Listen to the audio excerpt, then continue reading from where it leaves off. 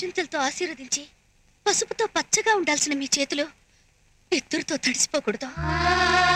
ఎంతో మంది ఆడపిల్లలకి మీ చేతులతో మంగళసూత్రాలు దానం చేశారు. అదే చేతులతో ఈ రోజు ఆడపిల్ల మెళ్ళో పసుపు తాడు తెంచుతారా?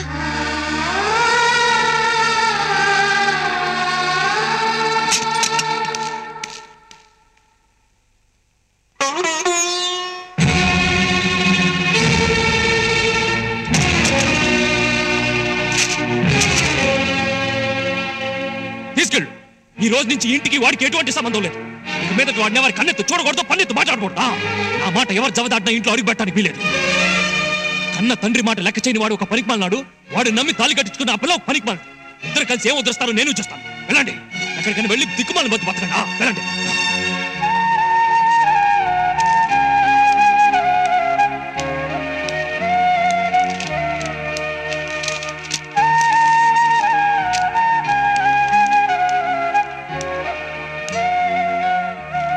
నేను గౌరవించే వెలకట్లేని ఆస్తి మీరుండగా ఈ ఆస్తులన్నీ నాకెందుకు?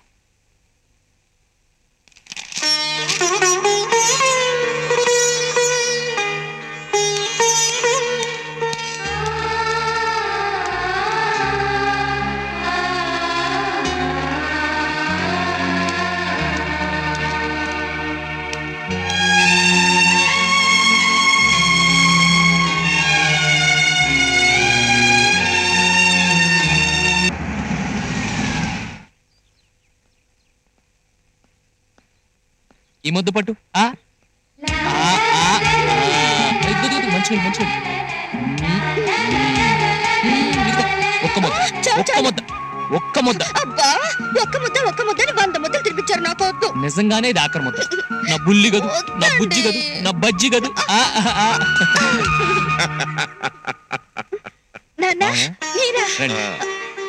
అమ్మ రాలేదా నాన్న? రాలేదమ్మా.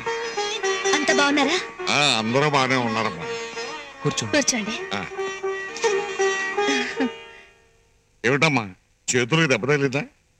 లేదే. మరి అల్లుడు గారు అన్నం తినిపిస్తున్నారు? అదా, చేతులు గోరింటాకు పెట్టుకున్నాను నాన్న. సరే, మీ పెళ్లికి ముచ్చట తీర్చలేకపోయాను. రేపు సంక్రాంతి కదా, మీ ఇద్దరికి కొత్త బట్టలు పెడదామని తీసుకొచ్చాను. తీసుకోండి. ఈ బట్టలు మీరు అమ్మ కలిసే కొన్నారా నాన్న? మీ అమ్మని చేసుకున్న తర్వాత నాకు కలిసి వచ్చిందే గాని మీ అమ్మ మాత్రం నాకు ఏ పనులను కలిసి రాలేదమ్మా. మీరు అమ్మ కలిసి వచ్చి ఏ రోజైతే బట్టలు పెడతారో అప్పుడే తీసుకుంటాం. ఇప్పుడు వద్దు నాన్న. అదేమిటమ్మా? ప్లీజ్ నన్ను కంపెల్ చేయొద్దు నాన్న. సరే, నువ్వు జడ్జి కూతురువి, నీతో వాదించగలదా? భోంచేద్దరు గాని రండి నాన్న. వద్దమ్మా, దారిలో భోంచేసే వచ్చా. అదేం కుదరదు. మొదటిసారిగా మా ఇంటికి వచ్చారు, ఏదైనా తినాల్సిందే. సరే, నీ ఇష్టం తల్లి.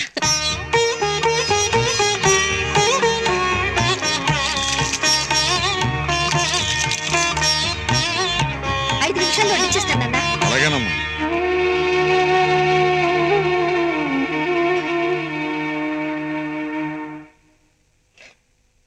అయ్యో, గోధుమ పిండి కూడా అయిపోయిందండి. ఉప్మా రాలేదు, శనగపిండి లేదు, బియ్యం కూడా లేవు. మరి ఇప్పుడు ఎలా? ఏం చేద్దాం?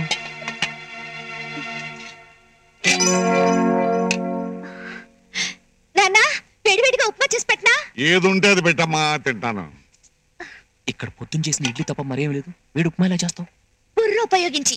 ఓహో, మీ నాన్న తింటున్నప్పుడు కనిపించకుండా కళ్ళ జోడు దాచేస్తావా? ఏం చేస్తానో చూస్తుండండి.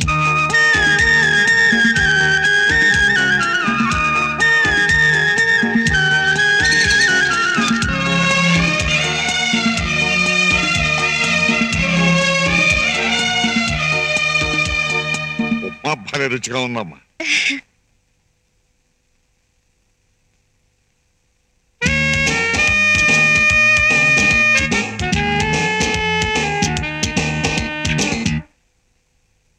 ఏంటి నాన్న అలా చూస్తున్నారు?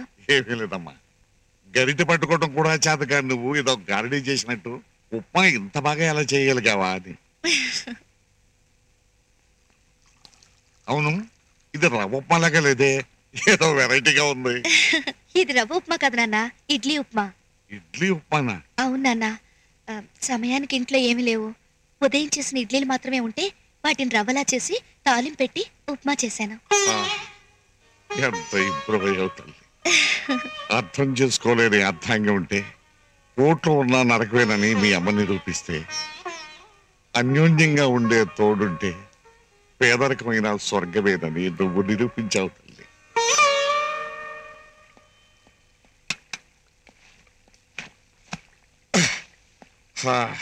ఏమిటి మీ పల్లెటూరి గిల్లుడింటికి వెళ్ళొస్తున్నారా? అవును. ఎలా ఉంది మీ ముద్దుల కూతురు? నీ కూతురు కాపురం చూడముచ్చటగా ఉంది. ఎంత చక్కగా ఇంటి పనులు చేస్తుందో తెలుసా? వంట ఎంత రుచిగా చేస్తుందో. అరే, ఇడ్లీని పొడి చేసి దాంతో ఉప్మా తయారు చేసిందే. అబ్బబ్బబ్బబ్బబ్బా, నా జీవితంలో అంత టేస్ట్తో ఉప్మా ఎక్కడ తెలియదనుకో. Super సూపరో super. కర్మ కర్మ, ఇంత బతుకు బతికి ఇంటిని చచ్చినట్టు ఆ ఇంటికి వెళ్ళడమే కాకుండా శుభ్రంగా మెక్కేసి వస్తున్నారా? నేను మెక్కడమే కాదు, నువ్వు మెక్కడానికి కూడా పార్సిల్ తీసుకొచ్చాను. దీన్ని మా అమ్మకి ఇవ్వమని నీ కూతురు ప్రేమతో పంపించింది. దీన్ని కుక్కలు కూడా వాసన చూడవు, మనుషులు తింటారా? నీకు అక్కర్లేదంటే మరి మంచిది, మొత్తం నేనే తినేస్తాను. రోజు నువ్వు పెట్టే ముక్కుపోయిన చపాతీ చెర నుంచి ఈ ఒక్క రోజైనా తప్పించుకున్నవాడిని అవుతాను. శివుడు గుళ్ళో పెట్టే శనగల ప్రసాదం తిని పెరిగిన వంశం మీది. ఆ లేక బుద్ధులు ఎక్కడికి పోతాయి? నువ్వేనన్నా అనుకోవే, రోజు నువ్వు పెట్టే అట్లకి తిట్టే తిట్లకి అలవాటు పడిపోయాను. కానీ ఒక్క విషయం గుర్తుంచుకో, భానుప్రసాద్ మీద ఉన్న కోపంతో ఇక్కడ నువ్వు అతని చెల్లెల్ని నానాహింసలో పెడుతున్నావు. కానీ అక్కడ భానుప్రసాద్ నీ కూతుర్ని మహారాణిలా అపురూపంగా చూసుకుంటున్నాడు. ఎంతైనా గొప్పవాళ్ళు గొప్పవాళ్లే. చాలు చాలు, ఈ కాపుతారా మీ కోర్టు కోలాటం? మీ కూతురు గొప్ప, మీ అల్లుడు గొప్ప మీరే చెప్పుకోవాలి. దిక్కుమాలి సంత అని. వెళ్ళండి, వెళ్ళి పడుకోండి. అలాగే. అబ్జెక్షన్ ఎవరన్నా? ఏమిటి? ఆ ఇంట్లో మగాడే మొగుడు, ఆడదే పెళ్ళ.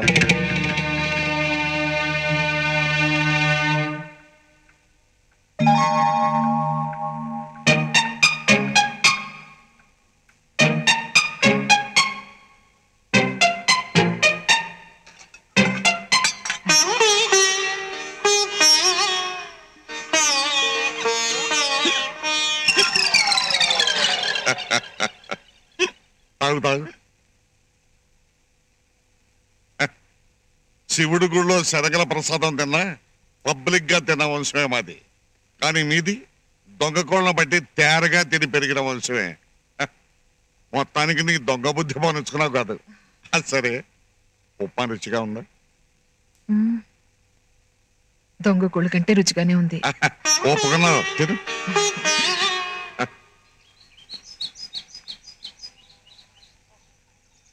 ట్రబుల్ తెలియడం లేదు.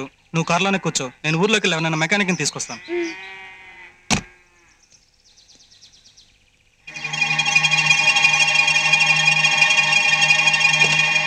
హలో, మీరు ఈ ఊళ్ళోనే ఉంటున్నారా? భాను నువ్వు పెళ్లి చేసుకున్నారంటగా.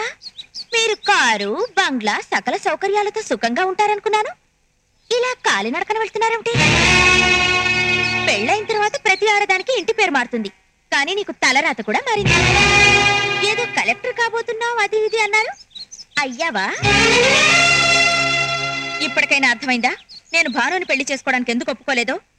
అతన్ని పెళ్లి చేసుకునుంటే నేను కూడా నీలా పుల్లల పొయ్యి పోగ కళ్ళు నులుముకుంటూ ఇలా రోడ్లంట నీళ్లు మోసుకుంటూ బతకాల్సి వచ్చింది. నువ్వొక చదువుకున్న మూర్ఖురాలివి, అది చెప్పి వెళదామనే వచ్చాను.